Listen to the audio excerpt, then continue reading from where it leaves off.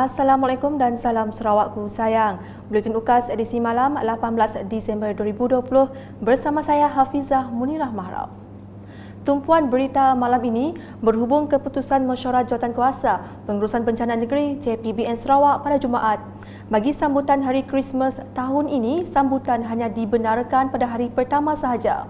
Kapasiti kehadiran juga dihadkan kepada seramai 20 orang pada satu-satu masa dan hanya untuk ahli keluarga terdekat sahaja.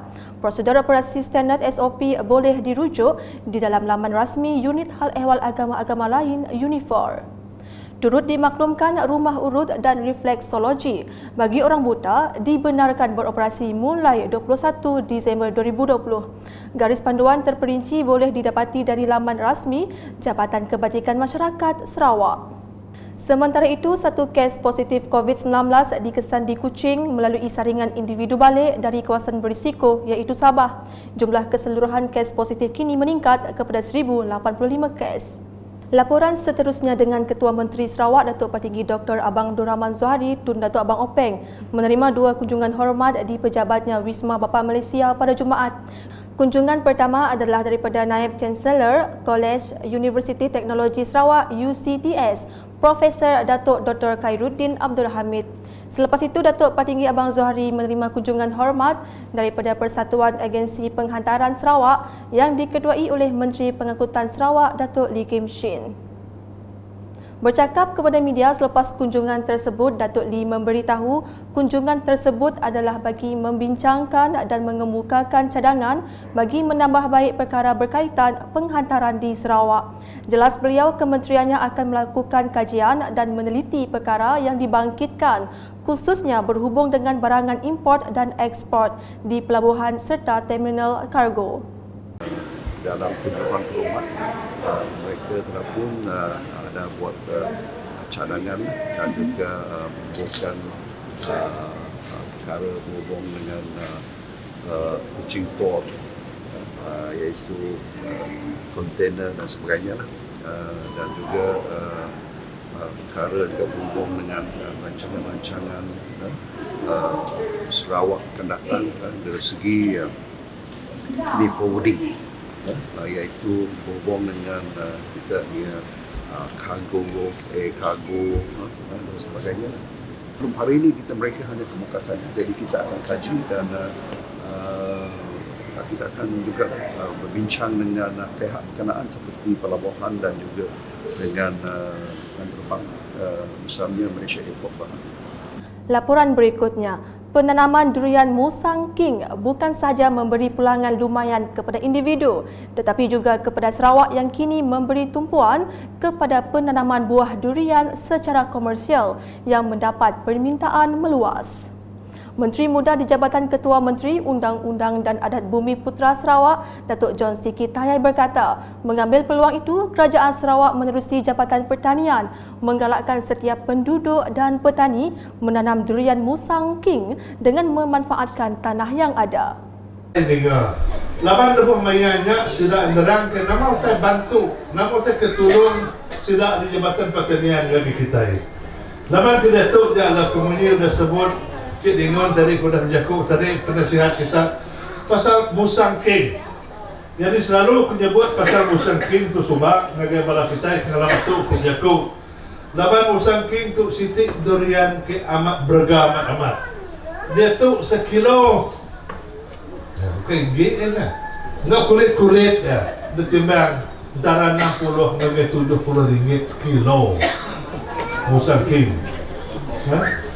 Berucap dalam Majlis Pemimpin Bersama Rakyat di Tatau, beliau yang juga Ahli Dewan Undangan Negeri Adun Kakus meminta setiap ketua masyarakat dan ketua kaum KMKK meningkatkan kerjasama dengan jabatan serta agensi kerajaan negeri. Manakala di Bau, destinasi pelancongan menarik di sekitar kawasan Serembu akan dipromosikan dalam usaha merancakkan semula industri pelancongan domestik. Justru Adun Serembu Miro Simoh berkata, para pemandu pelancong seharusnya dilengkapkan dengan kemahiran berkomunikasi dan memiliki pengetahuan mendalam mengenai setiap destinasi pelancongan di situ. Bila kita bawa pelancong tanya, apa yang dapat saya tengok, apa yang dapat kami tengok di bawah. Pandailah kita buat cerita. Ha? Jangan cakap, mana saya pun tidak tahu, saya bawa saja kamu. Ini sudah salah. So, tulis guide mesti pandai buat cerita. Mesti pandai. Tulis guide adalah storyteller. Contohnya kalau sekarang minggu depan kami start Senyawan Waterfront, ya, Senyawan Waterfront. Kalau sudah siap, kita akan buat satu produk baru disebut sebagai The Heritage River Cruise. Bermula daripada Kuching Waterfront, kita bawa pelancong guna sungai sampai ke Senyawan. Semasa Majlis Penutupan Kursus Asas Pemandu Pelancongan dan Aspek Keselamatan Daerah Bau 2020, Miro menambah kursus seumpamanya akan diadakan pada masa depan supaya lebih ramai penduduk setempat menjadi pemandu pelancong yang bertauliah. Dari Bau kita beralih ke laporan dari Serian. Penduduk kampung Tebakang Melayu merakamkan penghargaan kepada Kerajaan Sarawak di atas pemberian lot menerusi skim pembesaran kampung SPK. Pada masa sama, penduduk kampung juga memohon agar kerajaan negeri memberikan setiap ketua isi rumah satu lot untuk semua 220 pintu di kampung berkenaan.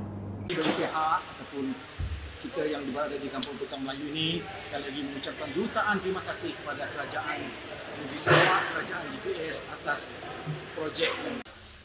Kami sebagai penduduk kampung Tebakang Melayu mengucapkan terima kasih kepada pihak kerajaan kerana membantu untuk membesarkan kampung itu. Sangat berbesar hati dan mengucapkan ribuan terima kasih kepada pihak Jabatan Survey kita atas urusan pembahagian lot tanah. Jadi kami dengan ini mengucapkan ribuan terima kasih kepada pihak Land Survey atas telah berjaya menguruskan tanah tersebut dengan jayanya lah.